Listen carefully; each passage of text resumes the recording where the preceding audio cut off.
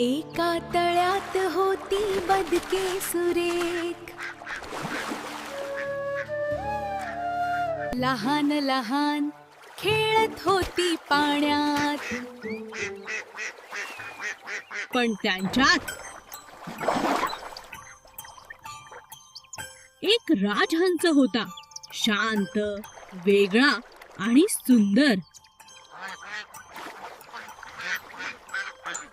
कोणी त्याच्याकडे लक्ष दिलं नाही, पण तो आपल्या गतीने पुढे जात होता. आणि सगळ्यांना कळलं,